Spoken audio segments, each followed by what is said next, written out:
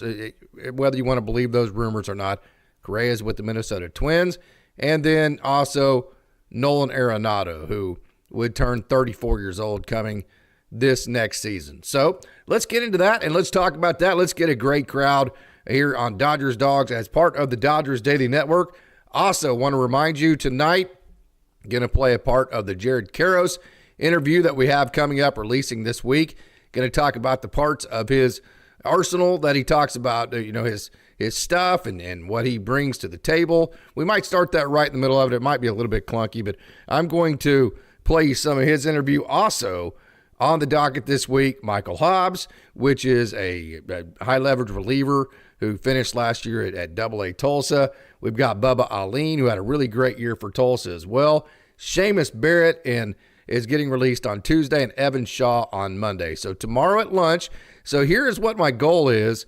Every day at my lunch at noon, at 10 o'clock Pacific, I'm going to play, hopefully for the entire offseason, each day of the week, I'm going to play an interview from a different prospect.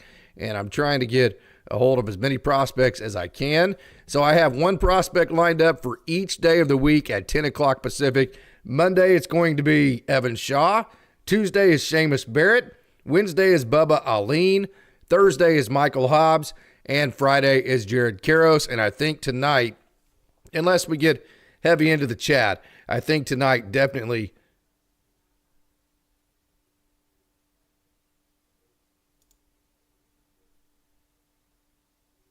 What happened? What just happened?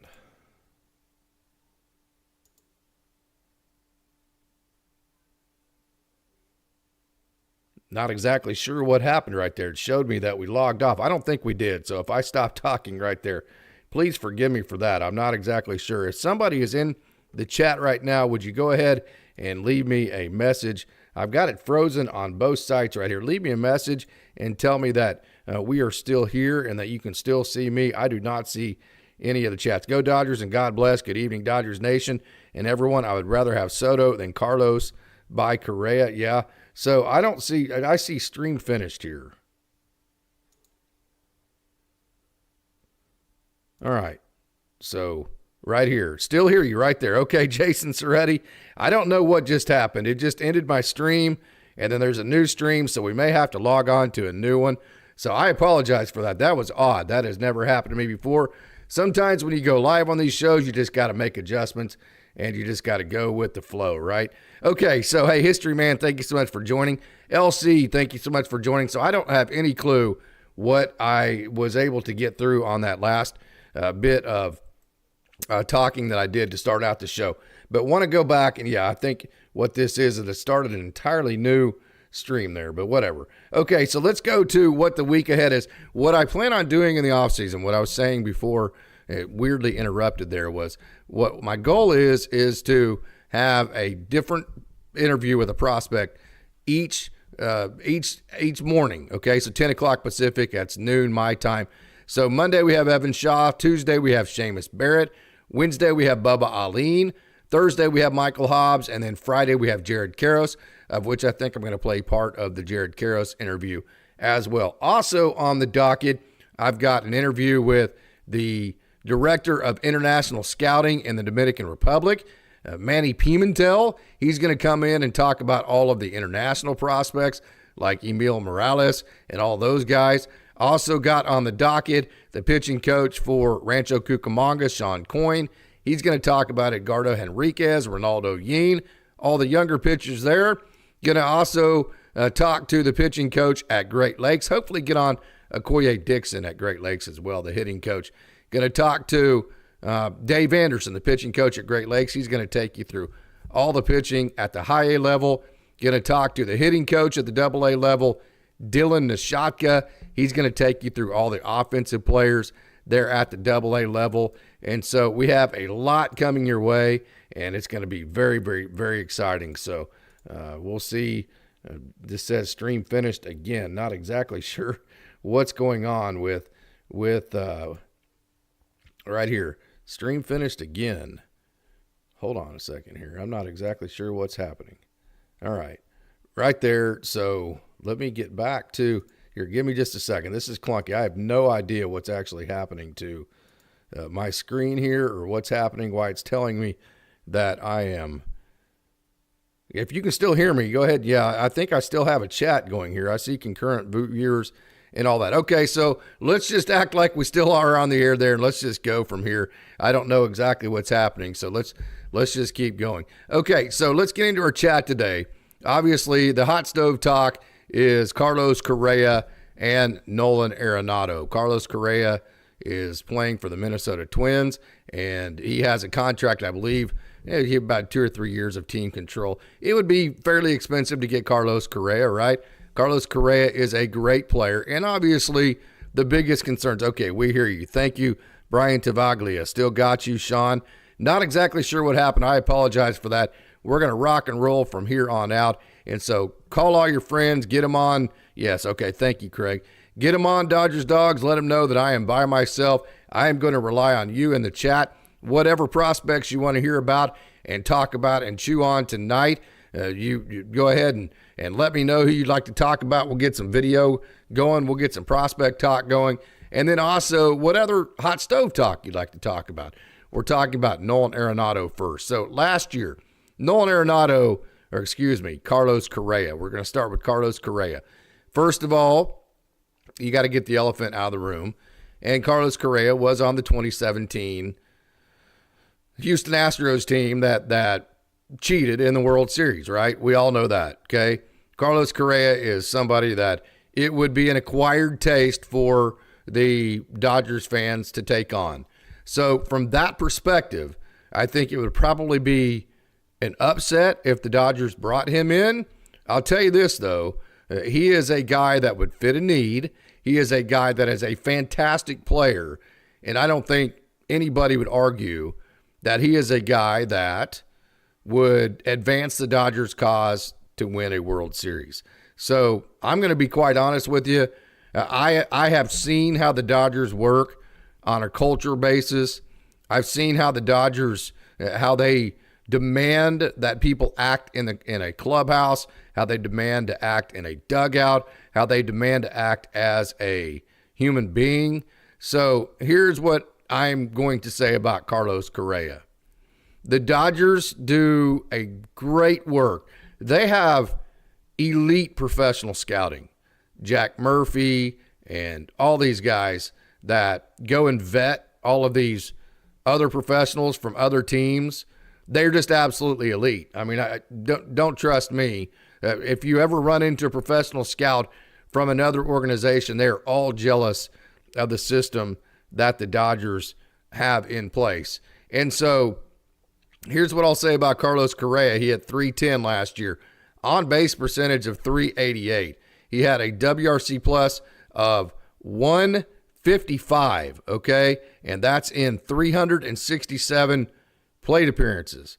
A WRC plus of 155, a WAR metric of 4.3, okay? Last year wasn't as good, but in 2022, he was a 4.6 WAR player. In 2021, he was a 6.3 WAR player. And in 2023, whenever he was maybe his biggest down year, he was still a 1.8 player, and he was a 95 WRC plus, where he hit 230. So even though he hit 230, on-base percentage was only 312. He still, because of all the things he was able to do, was able to become very close to a league average offensive player. So there's just absolutely no arguing whatsoever that Carlos Correa is a fantastic offensive player. He would advance the talent metric on the Dodgers roster significantly. It would move Tommy Edman to center field. It would solve a lot of issues, and it would give you just another all-star caliber player. And then also, you got to think fourth dimensionally as well, okay? And that is, once he gets into this Dodgers lineup that has Shohei Ohtani, Max Muncy, Mookie Betts, Freddie Freeman, Will Smith, Tommy, when he gets into this lineup with the Dodgers, he's likely only going to get better as well, okay? So the question is going to be, can the Dodgers fans get over the fact that he was part of the Houston Astros team that cheated in 2017? Can Clayton Kershaw, who was on that 2017 team, can Austin Barnes, can CT3, can, I believe Max Muncy was on that team, can those guys accept him into the clubhouse? Okay? I'm going to tell you this right now, all right? I've been in a lot of dugouts and a lot of clubhouses. I've been around a lot of Dodgers dugouts. I know how these dudes operate, and yes, they are very close. But they would, if they felt like he could help them win a World Series, he would fit. The Dodgers would bring him in, and they would vet him. And what the players would do is, if the front office, all the professional scouts, and all of the Andrew Friedman, Brandon Gomes, Billy Gasparino, Jack Murphy, all the analytics guys, if they vetted Carlos Correa and they determined that Carlos Correa could fit in well enough into the Dodgers clubhouse and culture to be able to take advantage of the talent that he has on the field, he would fit right in, okay? Clayton Kershaw, I don't have any problems with the fact that these players would do what they feel like they would have to do to accept him in. Now, if you're a fan and you're like, hell no on Carlos Correa, I can't take it. I absolutely cannot whatsoever deal with any of those Astros being in a Dodgers uniform. We're already good enough to win a World Series. I can't disagree with you. I'm not going to push back on that. And also, I know we have a $10 super chat from Roy Song. I hold grudges against the cheaters. They destroyed careers. I feel the worst for the up-and-comers who never got a second chance. If that's how you feel, I have absolutely no pushback on that. If that's what the Dodgers front office comes up with, that, hey, Carlos Correa is a fantastic baseball player, because he is. Carlos Correa is a fantastic baseball player, okay? If the front office wants to say that despite the fact that Carlos Correa is a fantastic baseball player, we are not going to bring him in because we have all this great karma. We've done all this great work with bringing in Shohei Ohtani. He makes all these deferrals. We have this wonderful culture going on. We have all this great karma happening within our culture, and we just don't want to do something that might disrupt that.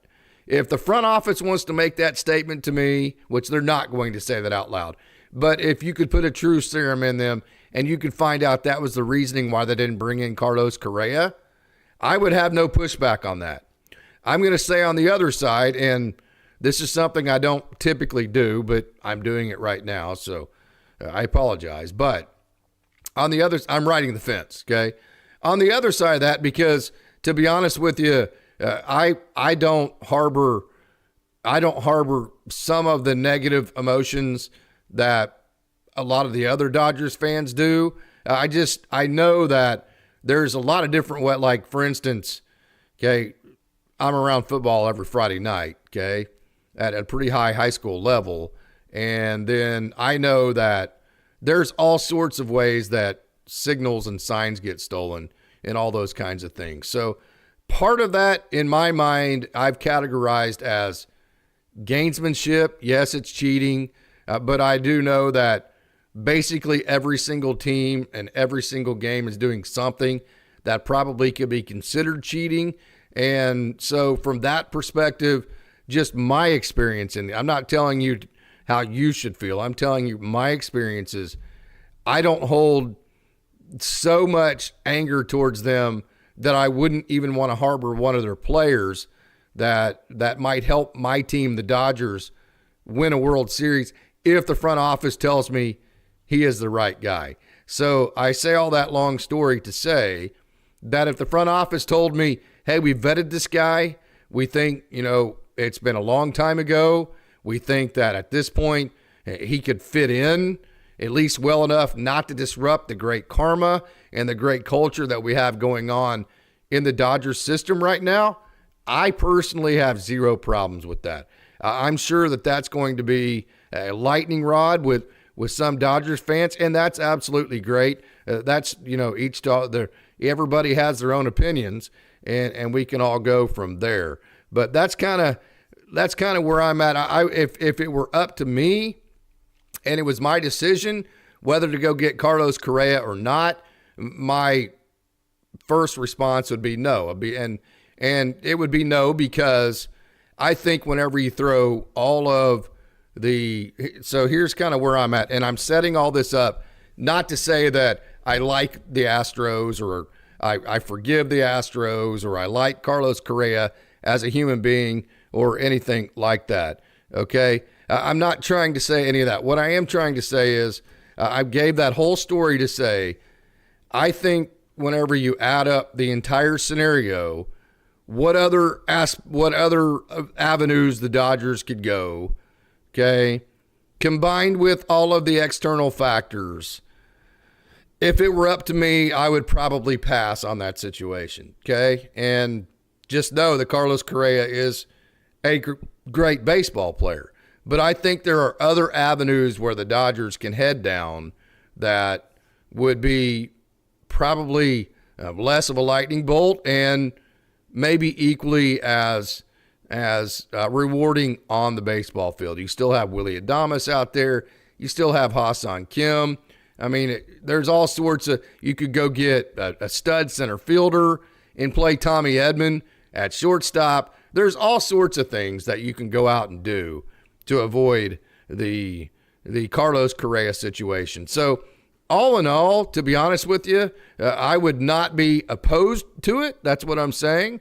I wouldn't be like, no, hell no, I'm not going to accept that guy, because I'm going to defer to the front office on that. But having said that, if it was my choice would probably come down on, hey, let's go do something else. That's what I would say. If I was in the meeting and they gave me, say, hey, what's your opinion on this? My exact comment would be, guys, let's just go do something else. Let's get something else done other than this one. So, hey, let's get into some of the comments. Hey, Colossal Jaguar says Correa is trash. Yeah, see, so we're going to get a lot of this bad karma from Colossal Jaguar. And I understand. I'm not telling you that you're wrong or any of that. And I think it would be a risk, no doubt about it. Chin Lu, Dodgers trade Max Muncy to Cardinals for Nolan Arenado. Yeah, that I don't think they would make that trade. We're going to get into the Nolan Arenado talk here in just a minute. Colossal Jaguar, Nolan Arenado seems too old. He will be 34 to start the next season, and I believe he is on contract for the next, well, if you look through here, he is on contract through 2027. So you would have 3 more seasons of him. So, I mean, and if you look at Nolan Arenado, we're going to brush into him just a touch before I get back in to some of the comments here. Okay. Walk rate is 6.9%. Strikeout rate is good at 16.5%. His ISO is 193.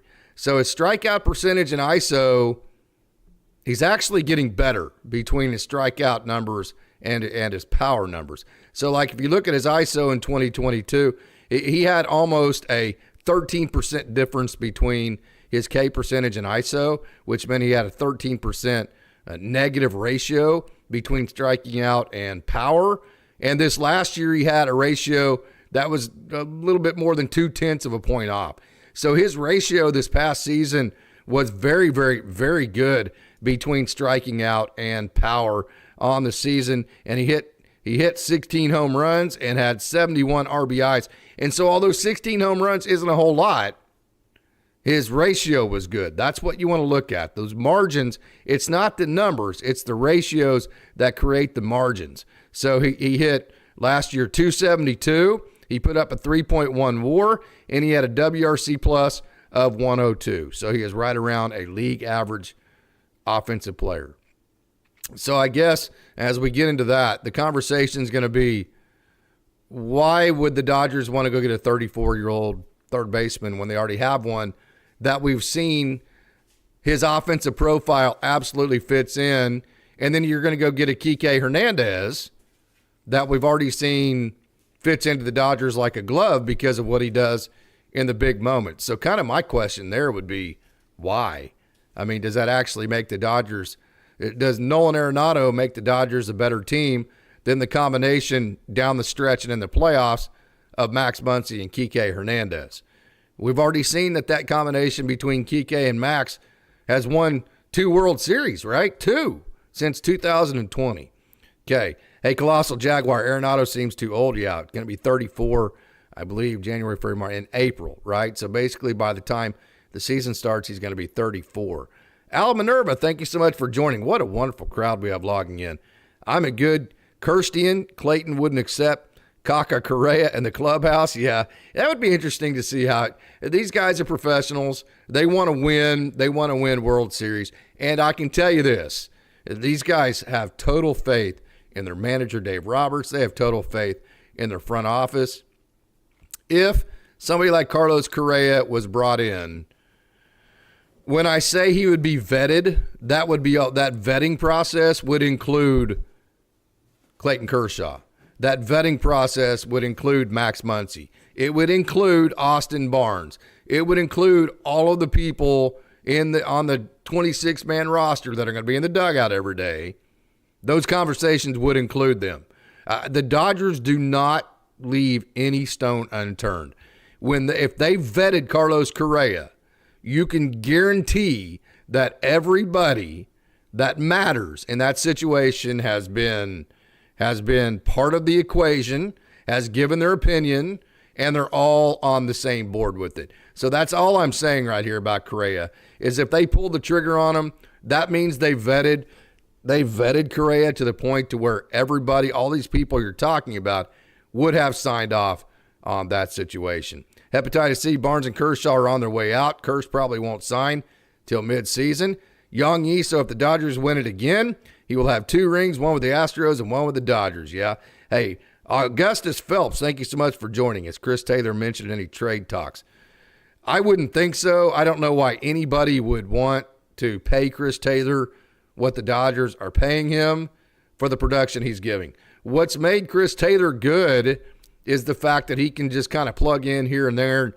He can make 8 different players out of one because he has such quality in his defensive work in terms of being so versatile around the field. That part of his game isn't worth to other teams, I wouldn't think, as far as that part of it versus what they'd have to pay him. He's just not producing well enough. So Augustus, no, Chris Taylor has not been mentioned in any trade talks. That would be a dump from the Dodgers. They would be trying to dump salary. They'd be trying to dump a roster spot. And I just can't imagine any other organization taking that on for whatever reason it might be. Armand Comper, no Correa for me. I dislike even the idea. I understand. I'm not even saying I like the idea. All I'm saying is it would be a situation that would be vetted. And he is very good. Hey, he's going to be injured anyway. I think that's a good point. Pinsanity. Colossal Jaguar makes me want to puke that we're talking about this. Yeah, Roy Song says, agreed. Hey, Run Career said Colossal Jaguar talking about Carlos Correa. Hey, Ala Minerva, fellas, to err is human, to forgive is divine. I wouldn't want him even if he was smashing, wasn't injured, and he's arrogant. I'd still pass. He was pivotal. Hepatitis C later. What good is holding on to the past? It's time to become a dynasty. Sean, it all depends on the prospect price. For me, I don't let my emotions get in the way of a good deal. So Carlos Correa would take Bobby Miller and Edgardo Henriquez. It would be steep. And then probably a couple of other prospects thrown into that as well. But the 2 price tags, the headliners likely would be Bobby Miller, and which I think Dodgers fans would be okay with at this point. And then I also think the other one would be Edgardo Henriquez. Would be very painful, but again, I'm going to tell you, Carlos Correa is a fantastic baseball player. 310, WAR metric of 4.3 last year. He had a WAR of 4.6 in 2022, a WAR metric of 6.3 in 2021. So yes, the price tag it's going to hurt. The sticker shock's going to hurt, but he is a very, very good player. Al Minerva, let's talk about Trevor Bauer. Less controversy. Yeah. Hey, Brett Rose, Correa would be a huge upgraded shortstop, but I have some real concerns with him staying on the field. That's a good point, the injury part of it. So if you look at Carlos Correa and his injuries, let's just go through his game logs here And let me give me just a second here. I'm by myself, so sometimes this actually is clunky. So if you look at his career in 2024, he had 319 at bats. But if you actually look at 2023, 2022, and 2021, the last 3 years before last year, he had over 500 at bats. Matter of fact, 1,500. There's 15 set. He had almost 1,600 at bats in the last 3 seasons. So yes, he only had 319 at bats last year. He played in 86 games, but in the 3 years prior to that, he played in 135, 136. That's 271, and then 148. 371 plus 48.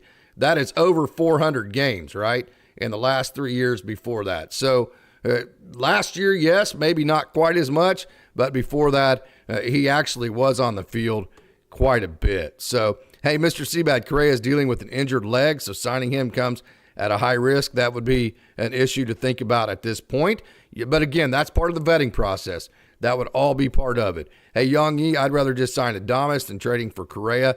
And I'm not disagreeing with you at all right there. And to be honest with you, yeah, Casey, don't place yourself in the middle of this debate on adding Astros players. Yeah, I understand. I'm not saying I'm with it or not. What I'm trying to tell you is if the front office vetted him and they felt like everybody would be okay with it, then I'm going to trust the front office. That's what I'm saying there. Hey, as far as Mr. Seabad, Correa is dealing with an injured leg. We just read that there. Hey, Yang Yi says, I'd rather sign Adames.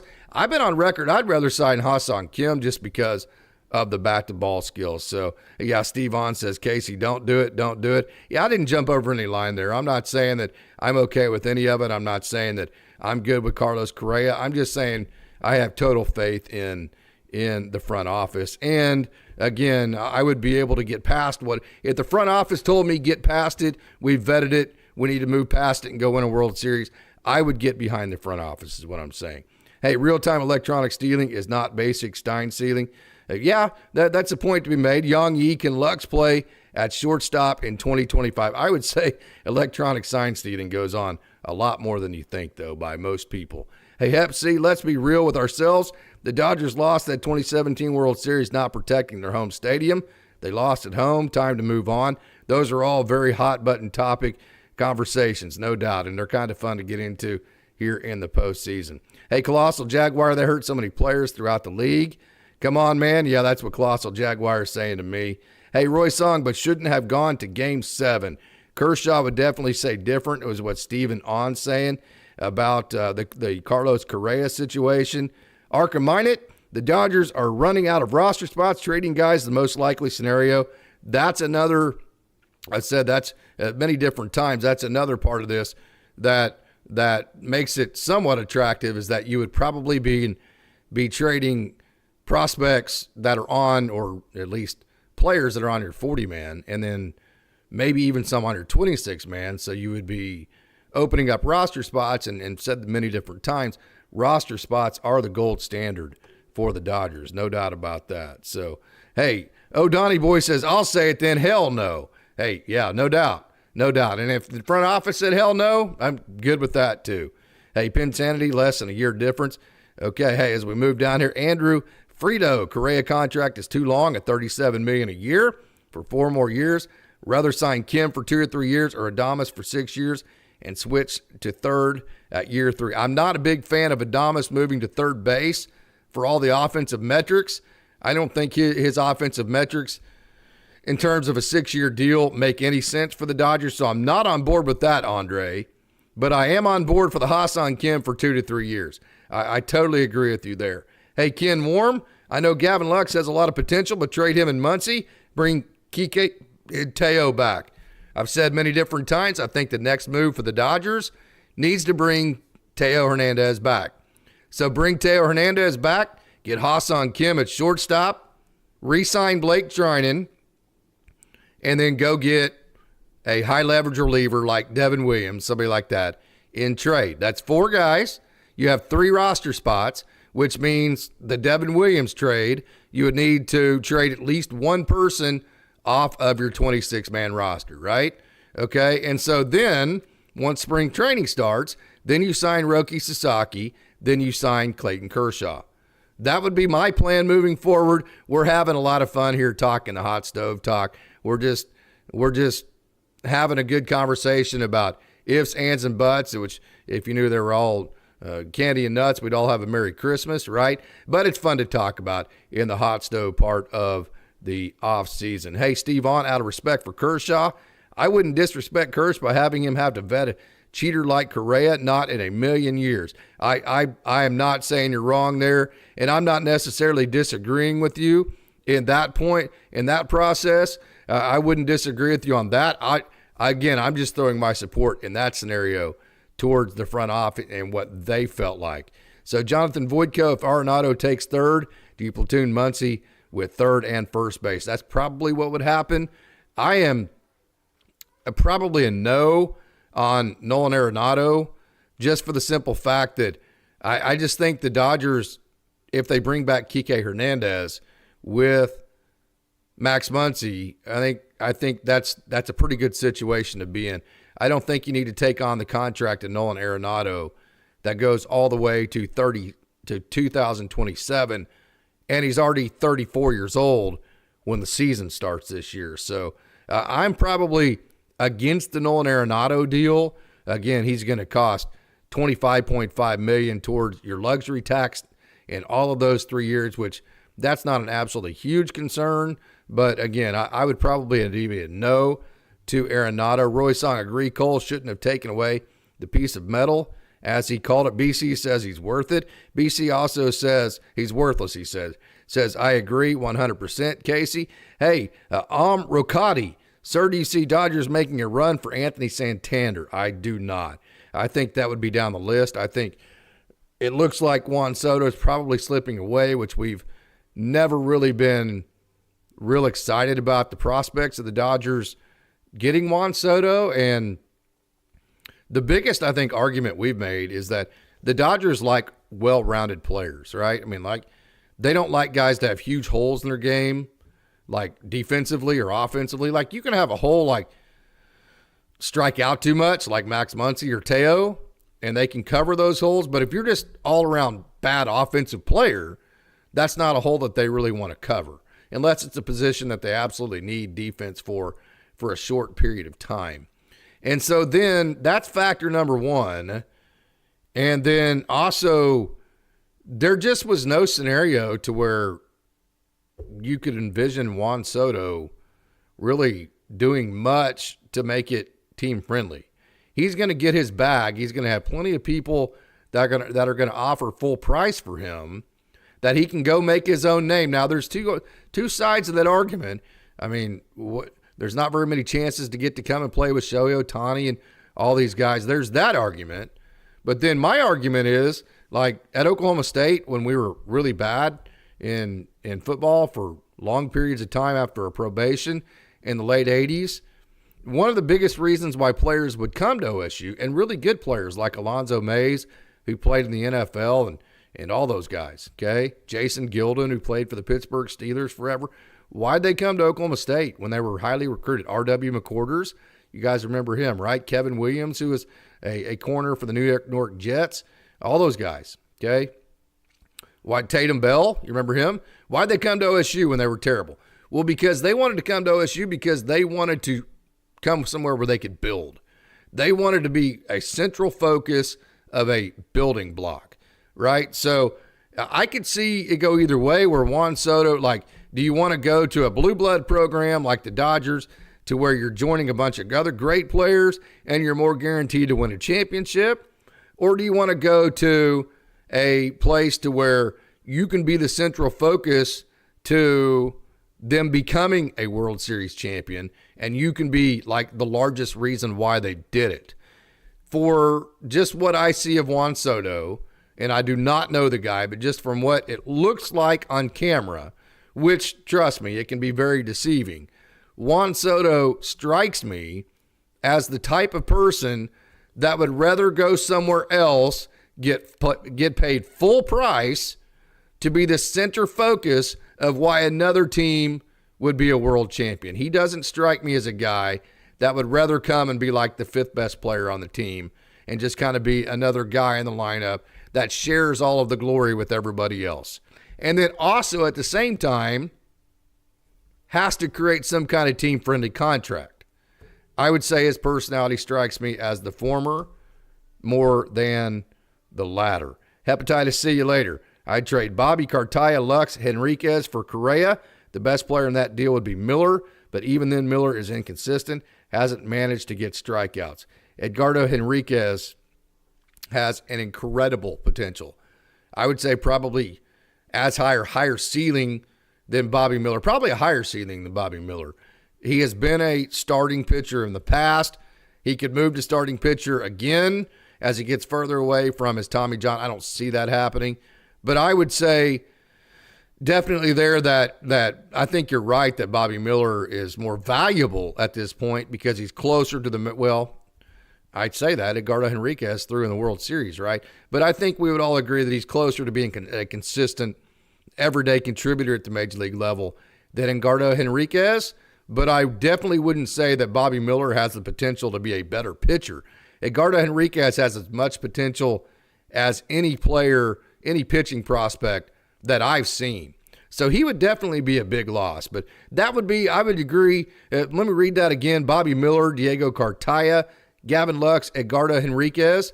That would be probably the ballpark to get a Carlos Correa.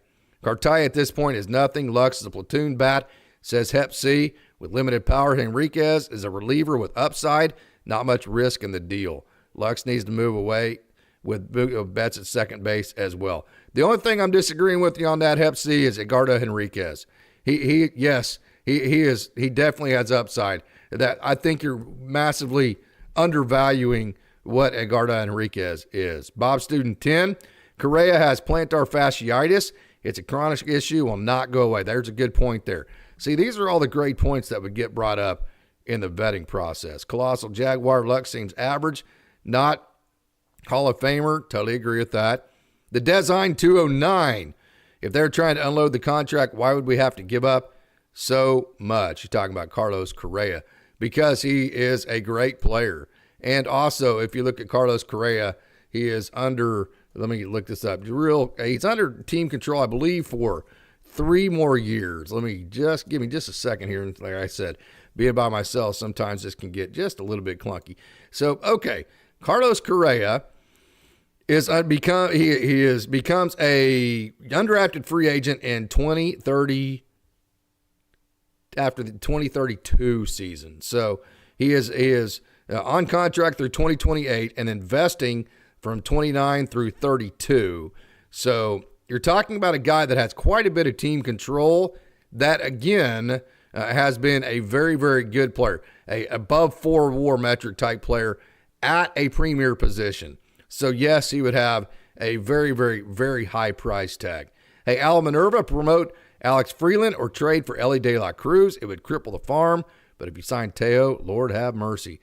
But I'll tell you this, Al Minerva, that doesn't bother me because the Dodgers, it's kind of like my grandpa always said, you can take all the money in the world away from rich people and give it to the poor people. Within 5 years, the rich people will have it back. That's the Dodgers and prospects. You can take every prospect out of this system. The Dodgers are so good at identifying and developing talent. Within a couple of years, their farm system will be stacked again. Let me kind of give you an example of that, okay? Date all the way back to whenever you can remember when the Dodgers didn't have a good farm system. When was it? Ever? Right? So the Dodgers, no matter who they give up in a trade, they will replace those people and continue to have a top echelon farm system. So I am never worried about the trade situation and who they'd give up and that kind of thing. So that's kind of where I'm at with that. BC, if they thought he gave them the best chance to win, they'd get him. Don't think they would. If they thought he gave them the best chance to win, they'd get him. Don't think they would. Hey, AJ Gillette, thank you so much for joining. Stealing a title is like killing one of my kids. Never forgive those bastards. Hey, I understand. And I'm not trying to tell anybody out there that they shouldn't feel that way.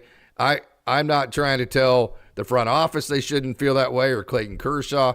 No problem with that whatsoever. Hey, BC, I'm also Kim over Adamas. Yeah, we're on the same.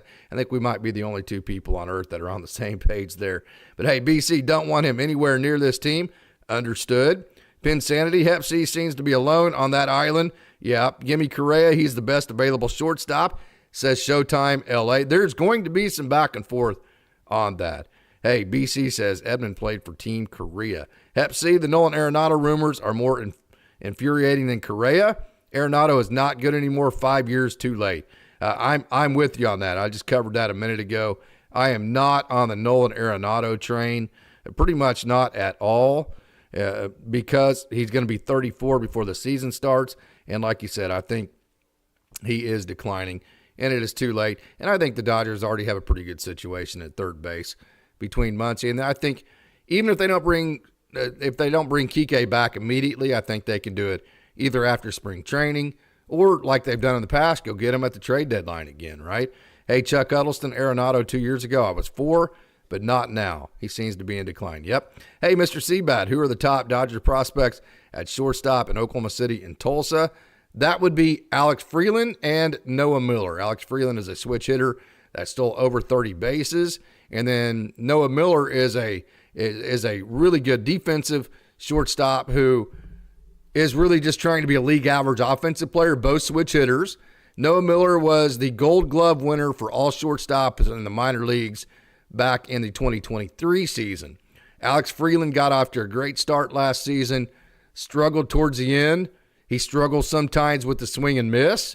So you've got the upside with Alex Freeland that can steal over 30 bases. He has a world of power, but then also a lot of swing and miss versus a guy that is going to be kind of like a guy that you just, the offense is bonus, but the defense is fantastic with Noah Miller.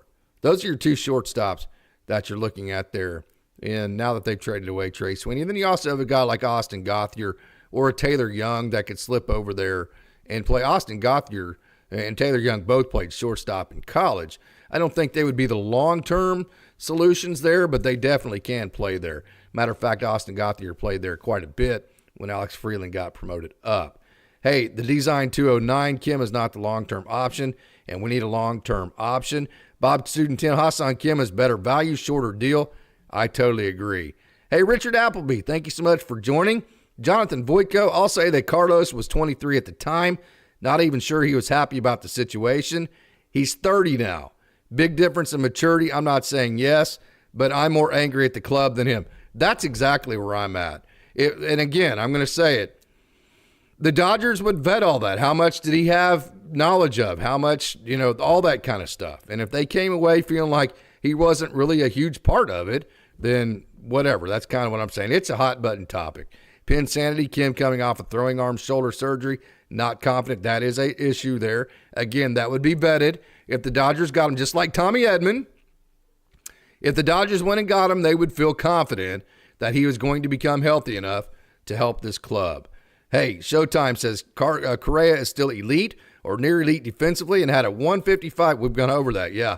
155 WRC plus last season. He is great. He is a great player on the field, no doubt about that. Nolan is owed 3 years, $21 million, $16 million, and $15 million. Pinsanity Teoscar surprises me with speed. To be honest, yeah, I like Teo surprised me in a lot of things, but I like Teo. I did say, if you go back to our shows last offseason, the first thing that was going to happen is that the Dodgers fans were going to love him because he has that happy-go-lucky persona to him, and I think that part of it fit right in with the Dodgers culture. Hey, Arkham, if you're going to make a big trade, go for the gusto, trade for Trout, and move Edmund to shortstop. Yeah, talk about never being on the field. Hey, Pinsanity, I didn't think that Teo would be that fast. Cole, Casey, do you see Outman getting another shot? Or is he most likely traded? I don't know about traded because I don't know who would want him at this point, but I do think definitely he'll get another shot. I think he'll have a shot to platoon with like a Andy Pages type situation. And especially I think it's going to come down to like 2 years ago, he was not projected to make the major league roster, and he just went off in spring training. So it's going to be up to James Outman to win any kind of rollback and perform. If James Outman performs and he can get his strikeout rate down around 25% or below, he starts hitting the ball, and he has a great spring training, he will definitely have a shot. But it's going to take something like that. Sean, hey, I love how you frame these debates, Casey. I wouldn't give up Miller and Henriquez for Correa at this point, but it's interesting to consider. It definitely is. Henriquez is very, very good. Very, very good. That would be an interesting conversation to have. Rocade. Sir, what about Tanner Scott or Clay Holmes? They're high leverage. I'm not in on Tanner Scott because I just don't want to get into a contract with a reliever like that. That's why I want Devin Williams, because he's coming towards the end of his contract. That's why I wanted Tanner Scott last year, because he was coming towards the end of his contract. There's so much volatility in relievers that you want to go short term with them. I think Tanner Scott's going to get a 5-year deal, and I don't want to lock into a 5-year deal with a guy like Tanner Scott. Next thing you know, they sign long-term contracts. They're on the IL. They're not healthy. You never know. So I am a no on Tanner Scott because of the length of the contract it would take to get a reliever, although he is absolutely awesome. Hep C, Correa's best postseasons have been outside 2017. Guy is a gamer. Would love to have him be our shortstop. I'm going to puke if we have to see Betts at short or Old Man Rojas. I don't think you're going to see that, Hep C. I think you're either going to see Edman, and then the Dodgers go get a center fielder, or that center fielder maybe is Andy Pages, whatever. But I think you're either going to see Edman at shortstop and the Dodgers go get an outfielder, or you're going to see the Dodgers go get a center fielder. Get a shortstop, then Edman becomes a center fielder. I think you're gonna see one or the other. And Pinsanity's saying that Tommy Edman's a better center fielder than shortstop. I don't know about that, but I think I would probably go the shortstop route, because I think you have some guys that would target for the Dodgers that are there for your taking, right? Arkham 8, we can use temporary talent at shortstop till Bobby Witt Jr.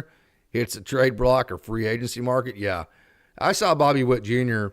at AA Tulsa when he was with the Northwest Arkansas Naturals, which is the AA affiliate of the Royals, and he was awesome. I sat with Dave Holliday that day, who was a scout for the Phillies. He's a pro scout in the Phillies system.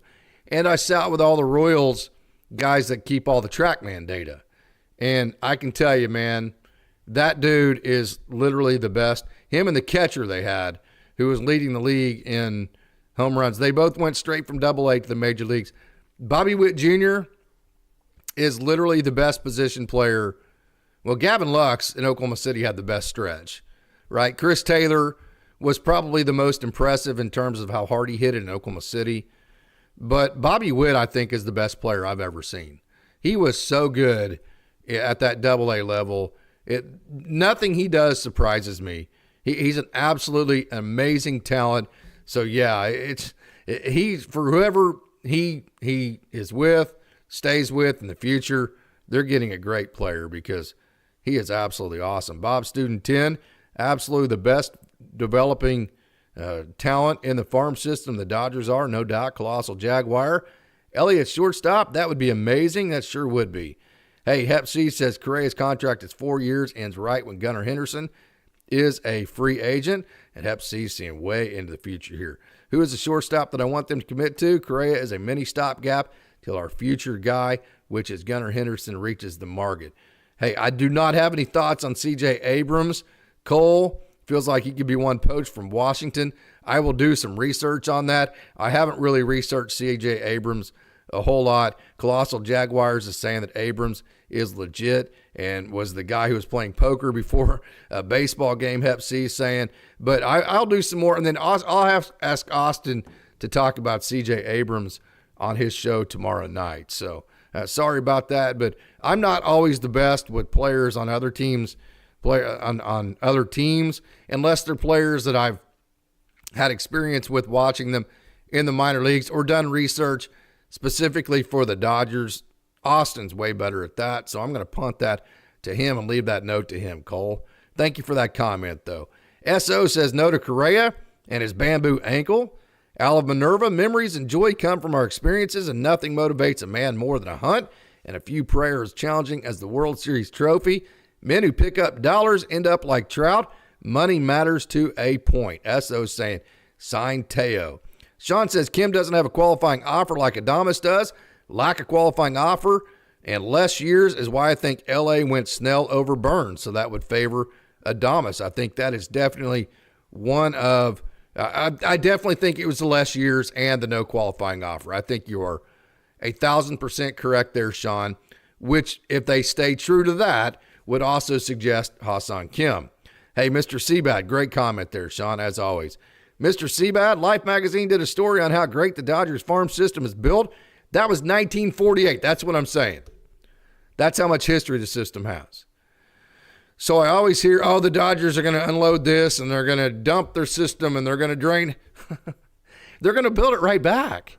They're going to get all their money back. They're going to get all their they're going to draft. They're going to trade. I mean, look at how they got Noah Miller.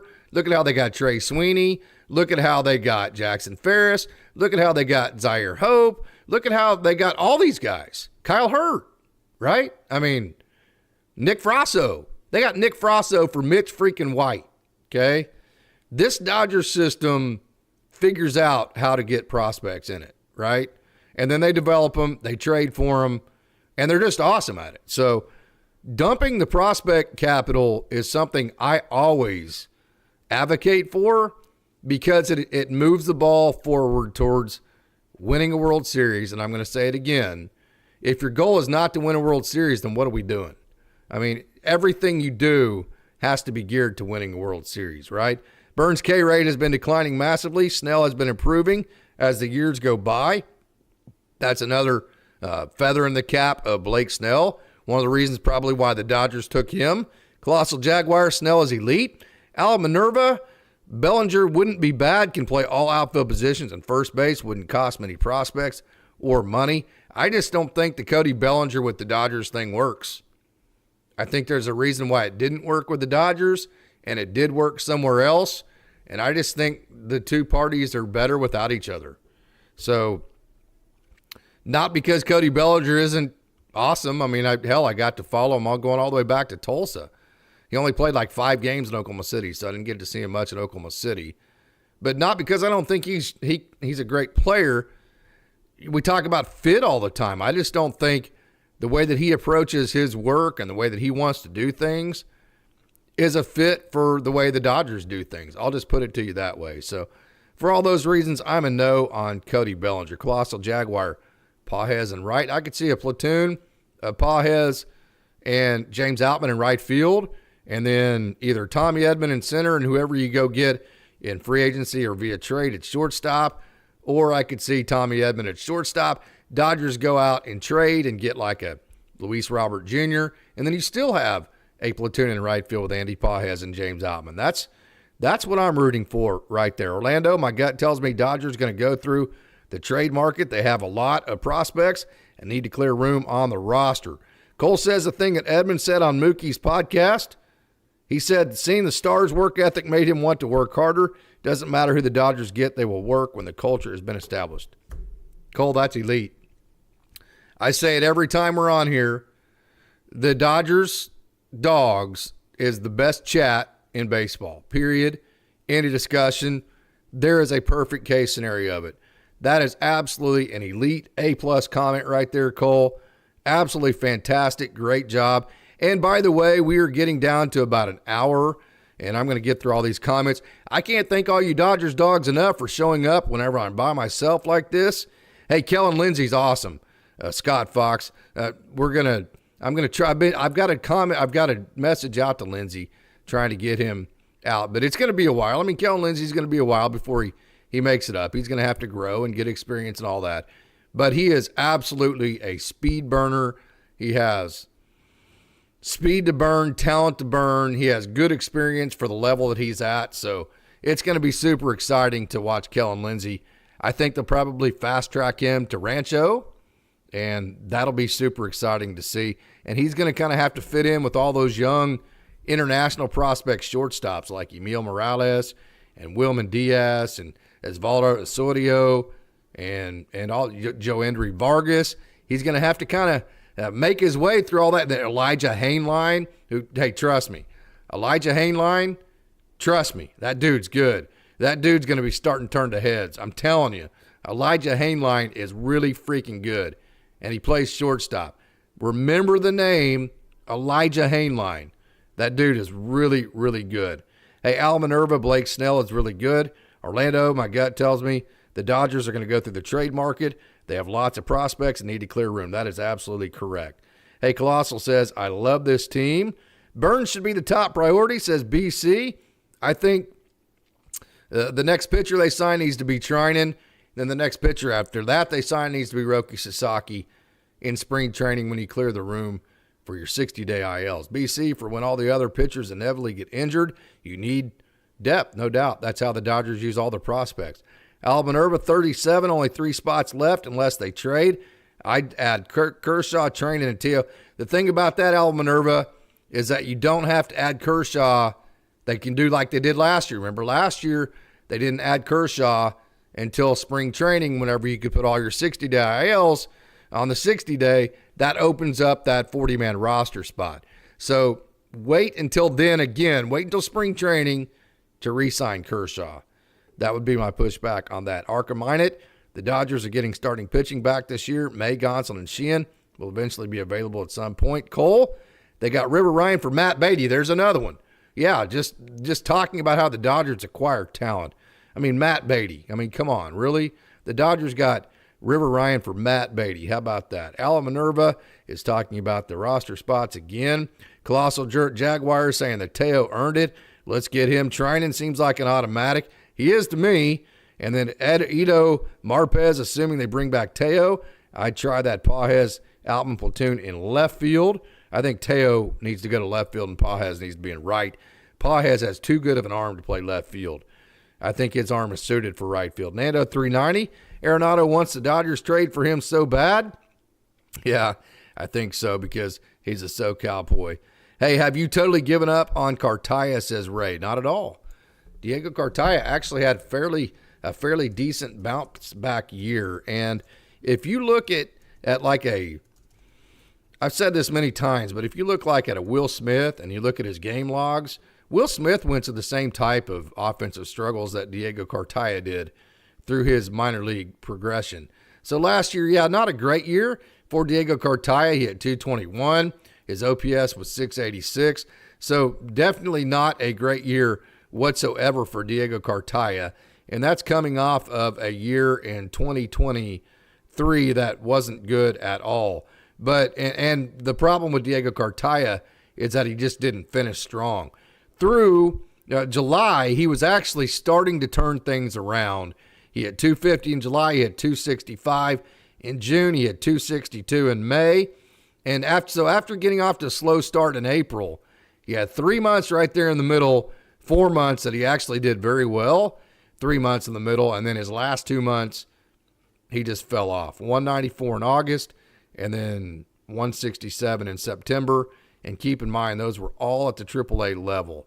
So he had a good first month in AAA, hitting 250, and then really struggled the last 2 months. But no, Diego Cartaya is he's a good leader. He's a good human. He's a good defensive player, and he has a lot of offensive potential. And sometimes, it's like I was talking with, I can't remember the name, Jason Martin. Dodgers had him in Oklahoma City there for a while. And Jason ended up playing in Korea after the Dodgers. And one comment that he made to me that made so much sense, Cody Hosey comes to mind when I think of this guy. Hey, everybody's timeline is different. So is the potential there for Diego Cartaya? Yes. He showed flashes of it last year. He hasn't put it together yet, though.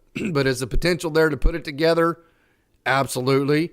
So let's continue to allow him to figure out what his timeline is and see if he can figure it out. What will happen to Diego Cartaya?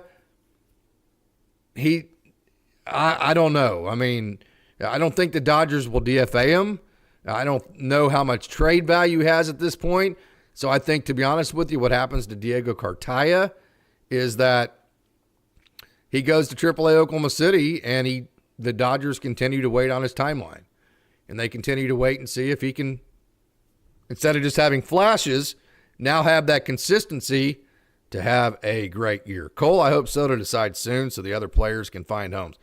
that's a good point. I think the Dodgers are waiting to sign Teo until they figure out what all the Soto stuff is doing. Because, hey, obviously, if you throw an offer out there to Soto, there's still, hey, like the old saying is, so you're telling me there's a chance, right? That kind of deal. So you don't want to throw away the quote-unquote chance at Juan Soto by signing Teo Hernandez and completely removing yourself from the Juan Soto sweepstakes. But having said that, I've said this from the start, the Dodgers need to offer Juan Soto what they think his defensive metrics are worth, what they think he's going to be valuable for in the future, and he either takes it or he doesn't. And we have been very strong here on Dodgers Dogs as part of the Dodgers Daily Network that we just don't think that the Dodgers, that Juan Soto will even come close to taking what the Dodgers are going to offer. He's going to go full price somewhere else. Hey, Daryl Jackson, I would like to see Ryan Ward and Cody Hosey get a chance elsewhere. Let's hope and pray, Daryl Jackson, that old Wardo and Cody Hosey get taken in the Rule 5 draft, get like Ryan Noda did a couple of years ago, like Gus Varland did, like Jose Hernandez did. Let's hope that they get taken in the Rule 5 draft, and let's hope they get a chance somewhere else, which if they get taken in the Rule 5 draft, they'll get put on somebody else's 26-man roster, and they will be given a chance somewhere else. Let's hope and pray they get taken. No doubt about that. Great comment there, Daryl Jackson. That is absolutely awesome. Thank you so much for bringing those two up. We love these prospects. Totally agree with you, Daryl. That is an absolutely awesome comment. Hey, Al Minerva, thank you for the feedback. Besides Teo, Trinan, and Clayton, who else would you bring in one more spot, assuming a trade? So Teo in left field, Trinan for your high-leverage reliever. Clayton Kershaw you bring in during spring training. Roki Sasaki you bring in during spring training. I go get Ha-Seong Kim, put him at shortstop. That moves Tommy Edman to center. So left field, you have Teo, center field Edman. Right field, you have platoon of Pages and Altman. Third base, you have a platoon between Max Muncy and Kike Hernandez. I think you signed Kike Hernandez after the spring training deal when the 60-day ILs open up roster spots. So third base, a platoon between Muncy and Kike. Shortstop is Ha-Seong Kim. Second base is Mookie Betts. First base is Freddie Freeman. Catcher is Will Smith. I think that puts Gavin Lux squarely in the trade category, and I think you finish that off by trading some prospects and Gavin Lux for Devin Williams. So that's where I'm going. Soto isn't going to put more butts in the seats. We got that covered. That's a good point there too, Cole, is that you're not necessarily going to make more money off of Juan Soto because you've already got that. I mean, you're making just about as much money as you possibly can because you have that covered with Mookie Betts, Shohei Ohtani, and Freddie Freeman. So that's a great point to make there too, that it's not necessarily that works elegantly, Casey. Al says Al Minerva. So, hey, those are all the topics I wanted to hit tonight. This has been a great show. I'm always a little bit nervous when I go on by myself because I'm like, man, do I have enough talking points? Or surely it's going to get annoying for people to listen to my voice talk for over an hour. And so it's always relieving and super exciting and a lot of fun whenever I see so many people show up in the chat and talk. We were going to get to the Eric Karros interview, and we were going to play that just for a minute. And so I think I'm going to do that this is going to be a little bit clunky. And so give me just a second here. I'm going to play a little bit of the Jared Karros interview, and we're going to go through that and talk about that when we're done. So give me just a second here. We're going to play a little bit of about 5 minutes of the Eric Karros interview. Jared Karros interview, if I can get to it right here. Give me just a second. Jared Karros 2024. If I can find it. Not sure that I can find it here. I say that, and then I'm right here. There it is right there. So give me just a second. We're going to play just a little bit of that, and then I'm going to cue that up. So let's get to some Jared Karros talk, and let's talk some Dodgers baseball. Yeah, that's kind of where I sit, and then I can get it up to 95, 96. But definitely seeing your teammates kind of move up and pitch in seeing him in the World Series like Ben, and it's pretty awesome to see, and definitely very exciting. So it had to be a cool experience for you. I mean, you grew up a Dodgers fan. Obviously, your dad is one of the greatest Dodgers of all time. And then you're in the Dodgers system, too. So you kind of got a double whammy of greatness there, didn't you? Yeah, no, it's been awesome. Just being able to play for the team that I rooted for growing up, it's really cool. And then seeing them win the World Series this year, it was awesome. Yeah. Yeah, that first outing you have on Dodger Stadium, you're on the mound, your dad's in the booth. How nervous will he be? Oh, yeah, no, he's gonna be a wreck for sure. We got a little taste of it in the Freeway Series when he was announcing, but no, yeah, that first game is definitely gonna be nerve-wracking for sure. Okay, still 92-94. Is that where we're sitting right here? Yeah, that's kind of where I sit, and then I can get it up to 95, 96. But yeah, usually that's about the range. Are we still trying to bump the velo? Are we still trying to work movement, or how are you approaching that? I think I'm not really doing too much to like try and force velo. I think it's kind of something that's come along. I mean, I was throwing harder this year than I was last year. So just continuing to get stronger in the weight room, making my body move better, and different aspects of that. So that's kind of the main focus. Yeah. Can you take us through your pitch mix? Yeah, I go four-seam fastball, changeup, slider, curveball. Slider's traditional bullet slider, changeup, circle change, and then curveball 12-6. So that's my arsenal. Is your changeup more of the pull the string, or does it have tumble and fade to it? No, it's more the pull the string. It's a pretty slow pitch. It is a big differential with my heater, so that's kind of the main thing with it. One thing you learn, at least I've been told, is that you get to own your own sequencing and just kind of the pitch types that you get to throw. So take us through that process and kind of where you've landed with that. Yeah, so before the games, we'll go over a scouting report with the pitching coach and kind of understand what their hitters are looking for, what they struggle with, kind of where their hot zones. And then once you get that, you can kind of build it off of what your stuff is and how your stuff plays, and understanding what works for you and then what doesn't work for them, and kind of mixing and matching there. And then once you're out in the game, it's you and the catcher, and then seeing what's working that day, attacking your spots, and just competing. So I want to talk about your curveball. It might be the best curveball in all the minor leagues. Talking to Peter Huback, he said that both him and you spiked that curveball, which gives it a little bit more just straight down 12-6 movement. Can you talk about that? Yeah, so it was in Rancho in 2023. My curveball is just big, slow, loopy, and he kind of showed me the spike grip on it. And ever since then, it's been a lot more. It's been harder and sharper, and I think it's definitely taken a lot of strides. So yeah, I'm glad he showed me that one, because his curveball is filthy. Yeah, it is. You know, it's whenever you get final confirmation on how good your curveball is whenever you're throwing a pin with Clayton Kershaw and he turns over and he goes, "Dang, that's a good curveball, right?" Oh yeah, absolutely. That'd be sweet. Waiting for that moment, aren't you? Yeah, yeah, for sure. Okay, so take us back to the spring breakout game.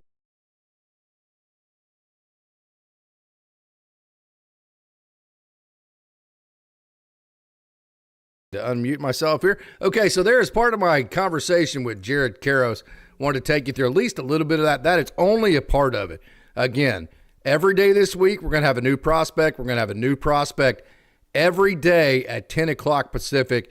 At least we're going to try to, and touch, so you guys can get to, and gals out there can get to know some of these guys in the Dodgers system that you might not have ever heard about before. I'm sure you heard about Jared Karros at least a little bit, so I wanted to take you through his pitch mix and kind of, I think I got that volume situation taken care of there, Bob Student 10, so you can get at least a little bit more familiar with him.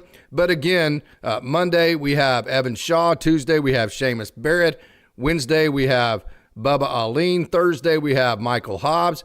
And then Friday we have Jared Karros. And then don't forget, I've got the pitching coach at Rancho, pitching coach at Great Lakes. I've got the hitting coach at AA Tulsa coming on the show, and then also the director of scouting in the Dominican Republic, Manny Pimentel. Then also one of the amateur scouts in the Dodgers system, Jonah Rosenthal, is going to be joining the show. That will be the week after that. So we have just a jam-packed schedule for the next couple weeks here in the offseason, plus all of our live shows. which are every Sunday, Monday, Wednesday, and Friday. So for all of you, what a wonderful show this has been. I want to thank everybody for tuning in. And as always, it's a great day to be a Dodger.